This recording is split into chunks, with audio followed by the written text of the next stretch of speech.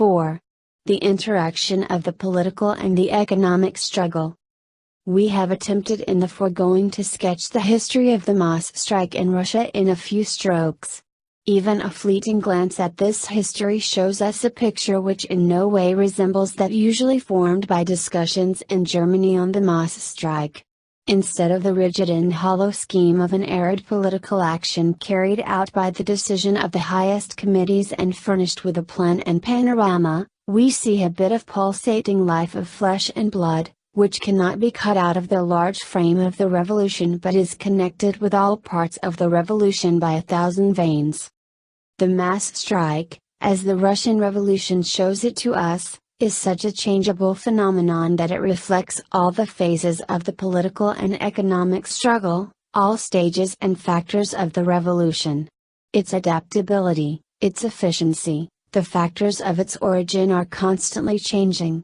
It suddenly opens new and wide perspectives of the revolution when it appears to have already arrived in a narrow pass and where it is impossible for anyone to reckon upon it with any degree of certainty. It flows now like a broad billow over the whole kingdom, and now divides into a gigantic network of narrow streams, now it bubbles forth from under the ground like a fresh spring and now is completely lost under the earth. Political and economic strikes, mass strikes and partial strikes, demonstrative strikes and fighting strikes, general strikes of individual branches of industry and general strikes in individual towns, peaceful wage struggles and street massacres, barricade fighting, all these run through one another, run side by side, cross one another, flow in and over one another. It is a ceaselessly moving, changing sea of phenomena. And the law of motion of these phenomena is clear. It does not lie in the mass strike itself nor in its technical details, but in the political and social proportions of the forces of the revolution. The mass strike is merely the form of the revolutionary struggle and every disarrangement of the relations of the contending powers, in party development and in class division, in the position of counter-revolution. All this immediately influences the action of the strike in 1,000 invisible and scarcely controllable ways. But strike action itself does not cease for a single moment. It merely alters its forms, its dimensions, its effect. It is the living pulse beat of the revolution and at the same time its most powerful driving wheel. In a word, the mass strike, as shown to us in the Russian Revolution, is not a crafty method discovered by subtle reasoning for the purpose of making the proletarian struggle more effective, but the method of motion of the proletarian mass, the phenomenal form of the proletarian struggle in the revolution. Some general aspects may now be examined which may assist us in forming a correct estimate of the problem of the mass strike. 1. It is absurd to think of the mass strike as one act, one isolated action. The mass strike is rather the indication, the rallying idea, of a whole period of the class struggle lasting for years, perhaps for decades. Of the innumerable and highly varied mass strikes which have taken place in Russia during the last 4 years, the scheme of the mass strike was a purely political movement, begun and ended after a cut and dried plan, a short single act of one variety only and, at that, a subordinate variety, pure demonstration strike. In the whole course of the 5-year period we see in Russia only a few demonstration strikes, which be it noted, were generally confined to single towns. Thus the annual May Day general strike in Warsaw and Lodz in Russia proper on the 1st of May has not yet been celebrated to any appreciable extent by abstention from work. The mass strike in Warsaw on September 11, 1905, as a memorial service in honor of the executed Martin Kosperzuk, that of November 1905 in Petersburg as protest demonstrations against the declaration of the state of siege in Poland and Livonia, that of January 22, 1906 in Warsaw, Lodz, Chentakon and in Dąbra Basin, as well as, in part, those in a few Russian towns as anniversary celebrations of the Petersburg bloodbath. In addition, In July 1906, a general strike in Tiflis as demonstration of sympathy with soldiers sentenced by court-martial on account of the military revolt, and finally from the same cause, in September 1906, during the deliberations of the court-martial in Revel. All the above great and partial mass strikes and general strikes were not demonstration strikes but fighting strikes, and as such they originated, for the most part, spontaneously, in every case from specific local accidental causes, without plan or design, and grew with elemental power into great movements, and then they did not begin an orderly retreat, but turned now into economic struggles, now into street fighting, and now collapsed of themselves. In this general picture the purely political demonstration strike plays quite a subordinate role, isolated small points in the midst of a mighty expanse. Thereby, temporarily considered, the following characteristic discloses itself: the demonstration strikes which, in contradistinction to the fighting strikes, exhibit the greatest mass of party discipline, conscious direction and political thought, and therefore must appear as the highest and most mature form of the mass strike, play in reality the greatest part in the beginnings of the movement. Thus, for example, the absolute cessation of work on May 1, 1905, in Warsaw, as the first instance of a decision of the Social Democrats carried throughout in such an astonishing fashion, was an experience of great importance for the proletarian movement in Poland. In the same way the sympathetic strike of the same year in Petersburg made a great impression as the first experiment of conscious systematic mass action in Russia. Similarly the trial mass strike of the Hamburg Comrades on January 17, 1906, will play a prominent part in the history of the future German mass strike as the first vigorous attempt with a much disputed weapon, and also a very successful and convincingly striking test of the fighting temper and the lust for battle of the Hamburg working class. And just as surely will the period of the mass strike in Germany, when it has once begun in real earnest, lead of itself to a real, general cessation of work on May 1. The May Day festival may naturally be raised to a position of honor as the first great demonstration under the aegis of the mass struggle. In this sense the Lame Horse, as the May Day festival was termed at the Trade Union Congress at Cologne, has still a great future before it and an important part to play, in the proletarian class struggle in Germany. But with the development of the earnest revolutionary struggle the importance of such demonstrations diminishes rapidly.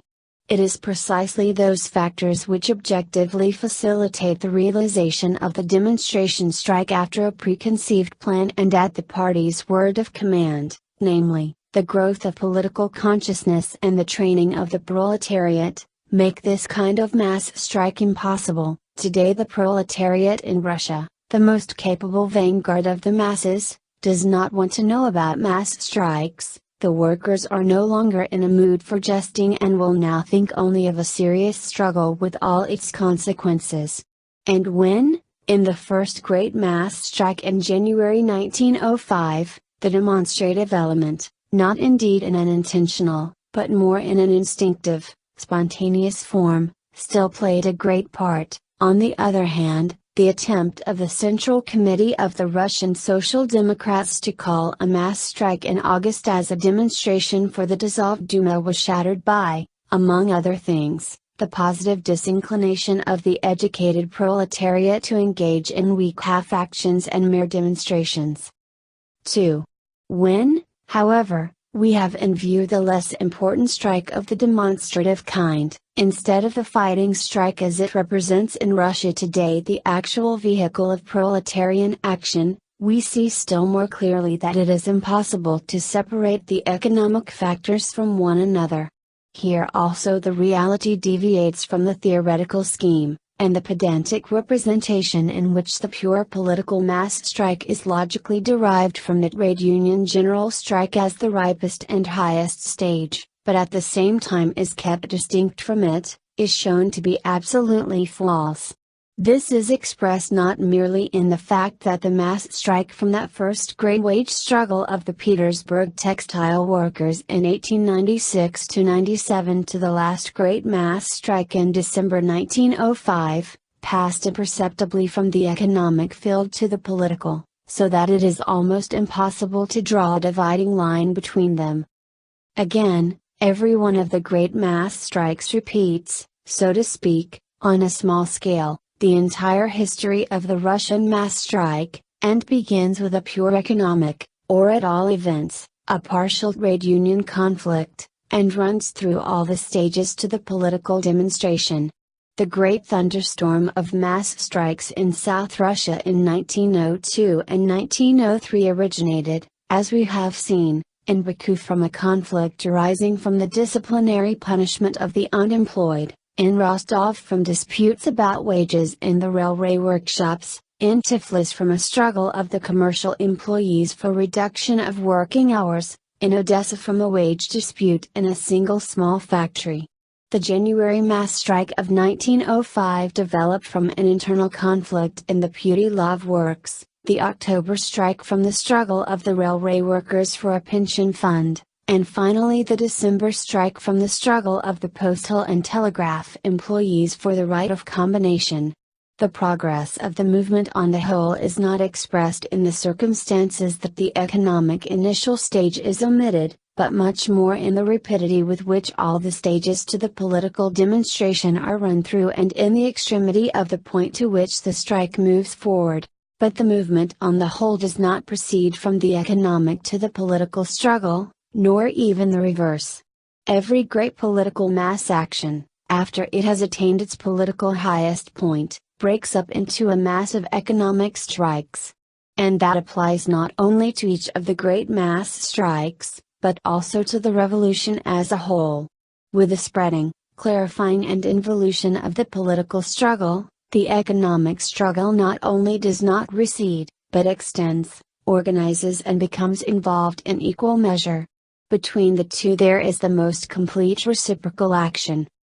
Every new onset and every fresh victory of the political struggle is transformed into a powerful impetus for the economic struggle, extending at the same time its external possibilities and intensifying the inner urge of the workers to better their position and their desire to struggle. After every foaming wave of political action a fructifying deposit remains behind from which 1,000 stalks of economic struggle shoot forth. And conversely, the workers' condition of ceaseless economic struggle with the capitalists keeps their fighting energy alive in every political interval. It forms, so to speak, the permanent fresh reservoir of the strength of the proletarian classes, from which the political fight ever renews its strength, and at the same time leads the indefatigable economic sappers of the proletariat at all times, now here and now there, to isolated sharp conflicts, out of which public conflicts on a large scale unexpectedly explode. In a word, the economic struggle is the transmitter from one political center to another. The political struggle is the periodic fertilization of the soil for the economic struggle. Cause and effect here continually change places, and thus the economic and the political factor in the period of the mass strike, now widely removed, completely separated or even mutually exclusive, as the theoretical plan would have them, merely form the two interlacing sides of the proletarian class struggle in Russia. And their unity is precisely the mass strike. If the sophisticated theory proposes to make a clever logical dissection of the mass strike for the purpose of getting at the purely political mass strike, it will by this dissection, as with any other, not perceive the phenomenon in its living essence, but will kill it altogether. 3. Finally, the events in Russia show us that the mass strike is inseparable from the revolution. The history of the Russian mass strike is the history of the Russian Revolution. When, to be sure, the representatives of our German opportunism hear of revolution, they immediately think of bloodshed, street fighting or powder and shot, and the logical conclusion thereof is, the mass strike leads inevitably to the revolution, therefore we dare not have it. In actual fact, we see in Russia that almost every mass strike in the long run leads to an encounter with the armed guardians of Tsarist order, and therein the so-called political strikes exactly resemble the larger economic struggle. The revolution, however, is something other and something more than bloodshed. In contradiction to the police interpretation, which views the revolution exclusively from the standpoint of street disturbances and rioting, that is, from the standpoint of disorder, the interpretation of scientific socialism sees in the revolution above all a thoroughgoing internal reversal of social class relations. And from this standpoint an altogether different connection exists between revolution and mass strike in Russia from that contained in the commonplace conception that the mass strike generally ends in bloodshed. We have seen above the inner mechanism of the Russian mass strike, which depends upon the ceaseless reciprocal action of the political and economic struggles. But this reciprocal action is conditioned during the revolutionary period. Only in the sultry air of the period of revolution can any partial little conflict between labor and capital grow into a general explosion. In Germany, the most violent, most brutal collisions between the workers and employers take place every year and every day without the struggle overleaping the bounds of the individual departments or individual towns concerned, or even those of the individual factories.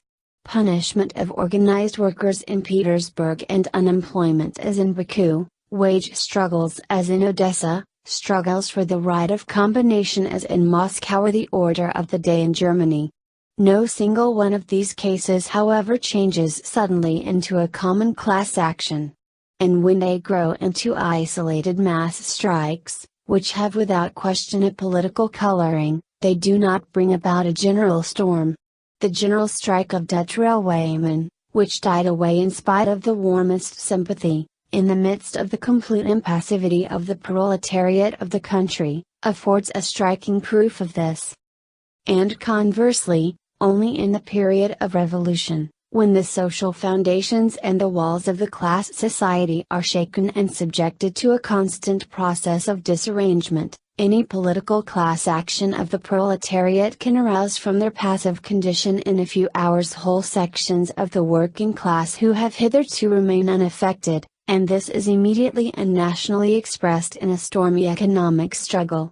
The worker, suddenly aroused to activity by the electric shock of political action, immediately seizes the weapon lying nearest his hand for the fight against his condition of economic slavery. The stormy gesture of the political struggle causes him to feel with unexpected intensity the weight and the pressure of his economic chains.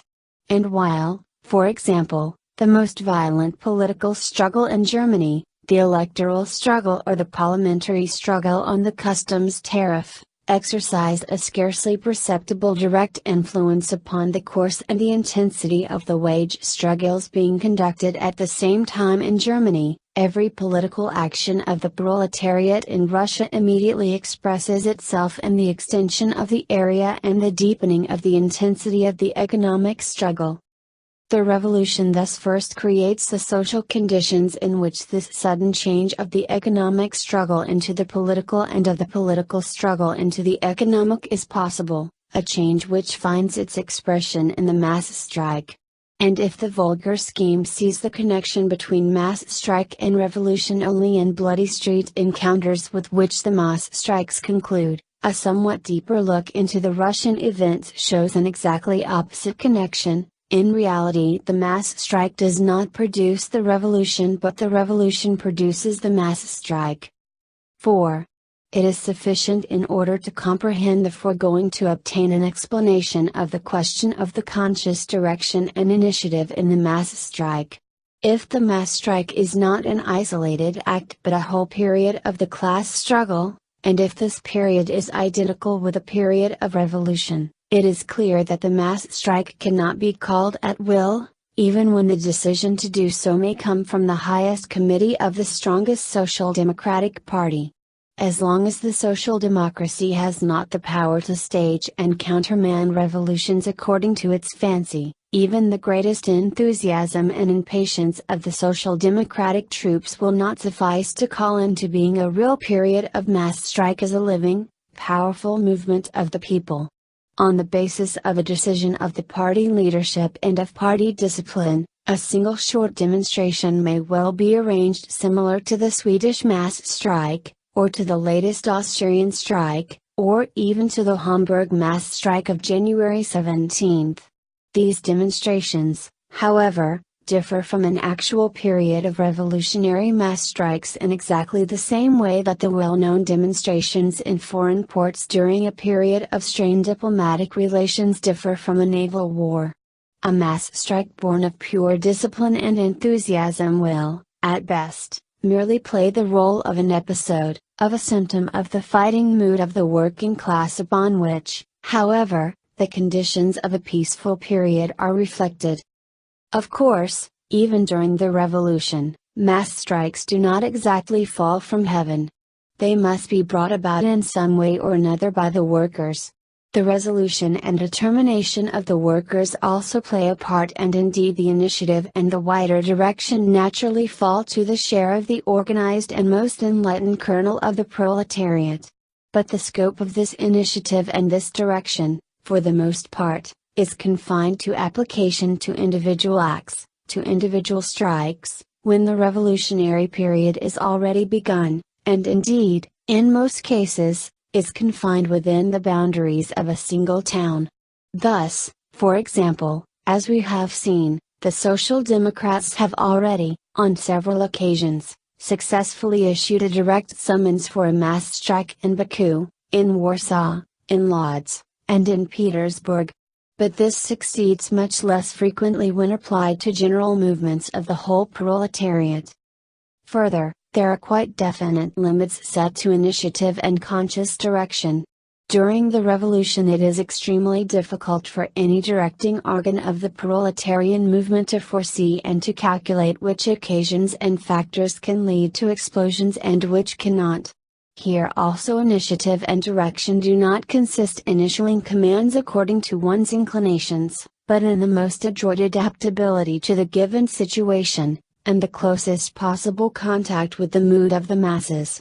The element of spontaneity, as we have seen, plays a great part in all Russian mass strikes without exception, be it as a driving force or as a restraining influence. This does not occur in Russia, however, because social democracy is still young or weak, but because in every individual act of the struggle so very many important economic, political and social, general and local, material and psychical, factors react upon one another in such a way that no single act can be arranged and resolved as if it were a mathematical problem. The revolution, even when the proletariat, with the Social Democrats at their head, appear in a leading role, is not a maneuver of the proletariat in the open field, but a fight in the midst of the incessant crashing, displacing and crumbling of the social foundation. In short, in the mass strikes in Russia the element of spontaneity plays such a predominant part, not because the Russian proletariat are uneducated, but because revolutions do not allow anyone to play the schoolmaster with them. On the other hand, we see in Russia that the same revolution which rendered the Social Democrats' command of the mass strike so difficult, and which struck the conductor's baton from, or pressed into, their hand at all times in such a comical fashion, we see that it resolved of itself all those difficulties of the mass strike which, in the theoretical scheme of German discussion are regarded as the chief concern of the directing body, the question of provisioning, discovery of cost, and sacrifice. It goes without saying that it does not resolve them in the way that they would be resolved in a quiet confidential discussion between the higher directing committees of the labor movement, the members sitting pencil in hand. The regulation of all these questions consists in the circumstance that the revolution brings such an enormous mass of people upon the stage that any computation or regulation of the cost of the movements such as can be effected in a civil process, appears to be an altogether hopeless undertaking. The leading organizations in Russia certainly attempt to support the direct victims to the best of their ability. Thus, for example, the brave victims of the gigantic lockout in St. Petersburg, which followed upon the 8-hour day campaign, were supported for weeks. But all these measures are, in the enormous balance of the revolution, but as a drop in the ocean. At the moment that a real, earnest period of mass strikes begins, all these calculations of cost become merely projects for exhausting the ocean with a tumbler. And it is a veritable ocean of frightful privations and sufferings which is brought by every revolution to the proletarian masses.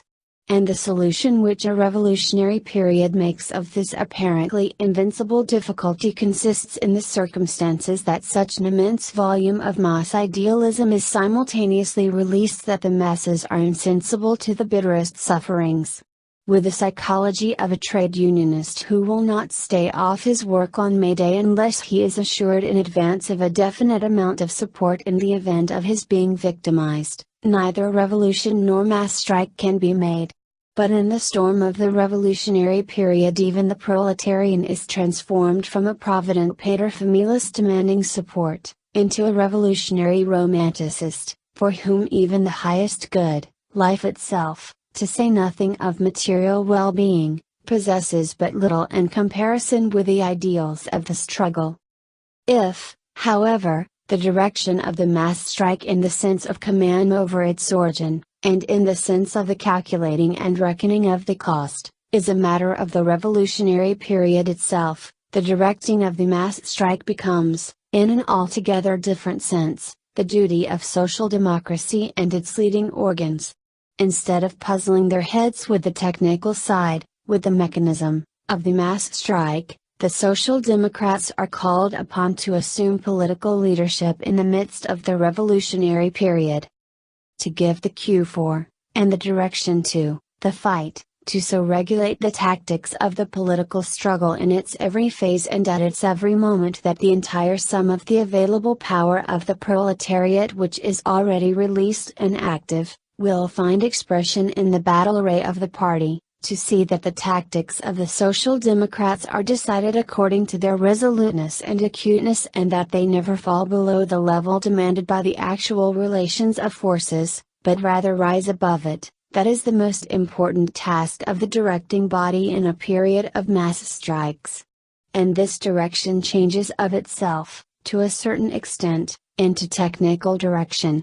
A consistent, resolute, progressive tactic on the part of the Social Democrats produces in the masses a feeling of security, self-confidence and desire for struggle. A vacillating weak tactic, based on an underestimation of the proletariat, has a crippling and confusing effect upon the masses.